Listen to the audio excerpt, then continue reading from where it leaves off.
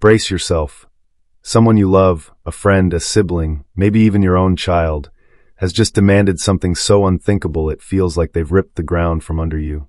You've clawed your way through decades of sacrifice, heartbreak, and hard-won victories to finally stand in a place of peace, only for someone to waltz in and try to shatter it with a single selfish request. It's not just shocking, it's a betrayal. You're not their emotional dumping ground, and you're done being the hero in someone else's story. This is your life, and it's time to protect it with everything you've got. You're at a pivotal moment, standing at the edge of a cliff.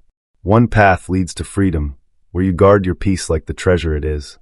The other drags you into a maze of guilt, obligation, and endless demands that were never yours to carry. This isn't about saying no politely. It's about slamming the door shut on anyone who dares to steal your time, energy, or happiness. Today, we're diving deep into 7 things no one should ever ask of you, because allowing even one of these to slip through the cracks isn't just a mistake. It's a surrender of everything you've fought for. Stay with us, because this could be the wake-up call that changes your life forever. 1. Taking responsibility for their mistakes. Have you ever been cornered into fixing someone else's chaos? It starts innocently enough. A sibling who just needs a little help with a bad decision, a friend who overspent and now can't pay their bills, or a grown child who refuses to take accountability for their life. They come to you with puppy dog eyes, promising it's just this once. But here's the truth, it's never just once. That small favor snowballs into a chain of obligations, and before you know it, you're carrying a burden that was never yours to bear. Imagine this, you're trying to enjoy a quiet evening, maybe sipping tea and reflecting on your day, when the phone rings. It's your cousin, begging you to bail them out of yet another financial mess. You say yes, because you're kind, because you don't want to seem heartless. But months later, you're still waiting for that money, still stressing over their problems, while they've moved on without a care. You're not their savior, and you're not obligated to clean up the wreckage they've left behind. Saying yes to this is like volunteering to drag a sinking ship across the ocean, while everyone else swims to shore. Carl Jung once said, "The greatest burden a child must bear is the unlived life of its parents." But what about the reverse? Why should you bear the weight of someone else's unlived potential or poor choices? You've raised families, built careers, and navigated life's storms. Your shoulders are tired. It's time to set boundaries. If you don't, you risk becoming the pillar holding up someone else's crumbling world, while your own peace collapses under the strain. The next time someone tries to hand you their mess, ask yourself, why am I carrying this? If the answer isn't clear, it's time to let it go. 2. Lending money you can't afford to lose. Your phone buzzes at 8 a.m. It's not a good morning text. It's your nephew, your old college buddy, or maybe even your own kid, spinning a tale of woe and asking for a quick loan. Your heart sinks because you know how this story ends. What starts as a one-time bailout becomes a bottomless pit of just one more time. Lending money at this stage of your life isn't just a financial risk. It's a direct threat to the peace you've worked so hard to secure. Picture this. You've saved for years, maybe for a dream trip, a comfortable retirement, or just the freedom to live without stress. Then someone close to you comes knocking, claiming they're in a bind. You want to help because you care, but deep down, you know the odds of seeing that money again are slim. And when it doesn't come back, it's not just your bank account that takes a hit.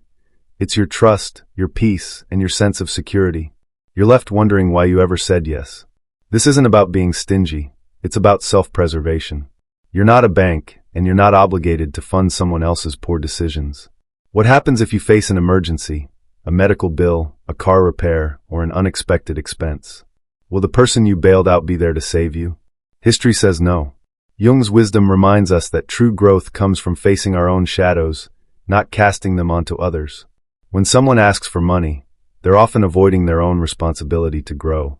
By saying no, you're not just protecting your wallet, you're giving them a chance to face their own reality. The next time someone comes with an outstretched hand, pause. Ask yourself, can I afford to lose this money and the peace that comes with it? If the answer is no, don't hesitate to shut it down. Your financial stability is your lifeline. Guard it fiercely. 3. Mediating family conflicts that aren't yours. You're sitting at the kitchen table, savoring a rare moment of calm, when your phone lights up with a message. Mom, you have to talk to my brother. He's being impossible. Or maybe it's your cousins, dragging you into a feud over who gets grandma's old house. Suddenly, you're thrust into the role of mediator, expected to fix a conflict you didn't start and can't control. Sound familiar?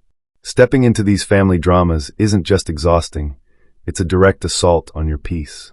Family conflicts are like quicksand. The more you wade in, the deeper you sink. You start with good intentions, thinking you can bring everyone together, but soon you're caught in a storm of accusations, guilt trips, and resentment. Maybe it's your kids fighting over inheritance, turning the home you built with love into a battleground of greed. Or perhaps it's siblings who expect you to play referee in their endless squabbles. Either way, the result is the same. You're drained, your happiness is eroded, and the conflict rages on. Jung believed that true transformation comes from within, not from external fixes. You can't heal what's broken between others, no matter how much you love them. By stepping in, you risk becoming the scapegoat, blamed for outcomes you couldn't control. Worse, you sacrifice your own well-being for a fight that was never yours. The solution? Stay out of it. You're not a therapist, and you're not obligated to untangle other people's messes. If someone tries to pull you into their drama, say, "This is between you, work it out." Your peace is worth more than their chaos. 4. Changing who you are to please them. Dad, why do you still wear those old jackets? Mom, that music you love is so outdated. You're too old to act like that. These aren't just casual comments. They're demands to strip away your identity. After a lifetime of building who you are, someone has the audacity to suggest you should change to fit their idea of who you should be. It's a gut punch, a direct hit to the core of your being. Your style, your hobbies, your way of speaking. These are the threads of your story, woven through years of joy, struggle, and growth. When someone asks you to change them, they're not asking for a small tweak. They're asking you to erase parts of yourself to make them more comfortable. Jung taught us that individuation, the process of becoming your true self, is the ultimate goal of life. Why then would you let someone rewrite your story just to fit their narrative? Imagine this.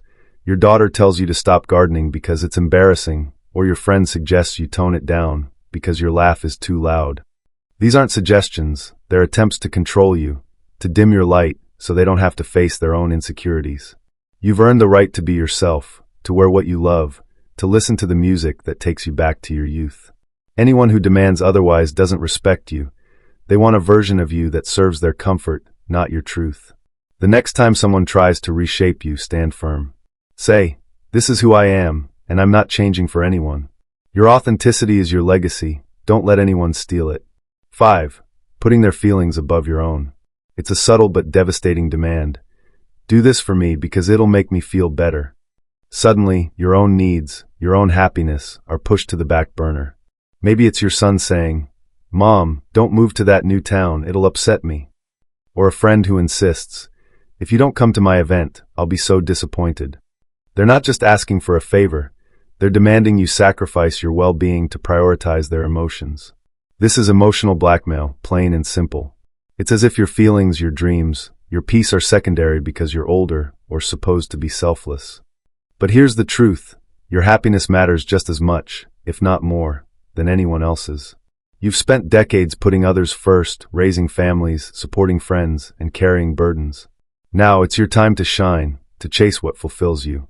Anyone who asks you to dim your light so they can feel better is manipulating you, whether they realize it or not. Jung's work reminds us that true harmony comes from honoring our own psyche, not suppressing it for others. When you prioritize someone else's feelings over your own, you're not just giving up a moment, you're giving up a piece of yourself. The next time someone tries to guilt you into putting their emotions first, ask, "Why should their comfort come at the cost of my peace?" Then choose yourself. It's not selfish, it's survival. 6. Sacrificing your time for their convenience. Your time is your most precious asset, especially now. Every moment is a chance to savor the life you've built, to rest, to dream, to live. Yet, some people treat your time like it's theirs to claim. They ask you to babysit their kids, run their errands, or fix their problems, as if your schedule exists to serve their convenience. These aren't requests, they're thefts of your life. Imagine this. Your neighbor calls, asking you to watch their grandkids just for a few hours. Those hours turn into days, and suddenly you're missing out on your own plans, your book club, your morning walk, your moment of quiet. Or maybe it's a friend who expects you to drop everything to help them move, never asking if you're free or how you're feeling. They see you as a resource, not a person with your own life. You're not a 24/7 convenience store, and you're not obligated to say yes just because someone asks.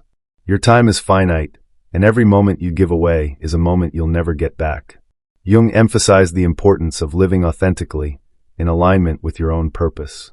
When you let others dictate your time, you're letting them dictate your life. Set boundaries. Say, I can't right now, I have my own plans. Protect your time like the treasure it is. 7. Carrying their emotional baggage. Some people treat you like an emotional landfill, unloading their fears, guilt, and drama onto you without a second thought. They vent about their failing relationships, their financial woes, their endless complaints, expecting you to absorb it all like a sponge. This isn't support, it's exploitation. You fought too hard for your peace to let anyone dump their chaos at your feet. Picture this. Your sister calls every week, sobbing about her latest crisis. You listen, you comfort, you offer advice, but it never stops. She doesn't change, doesn't grow, just keeps coming back to dump more. Meanwhile, your own heart is heavy, your own worries are ignored, because you're too busy carrying her load. Jung taught that we must confront our own shadows to grow. By taking on someone else's, you're stunting their growth and harming your own. The next time someone tries to offload their emotional baggage, draw a line. Say, I'm here for you, but I can't carry this for you. You're not their therapist, and you're not obligated to sacrifice your mental health for their comfort. Your peace is sacred, protected at all costs.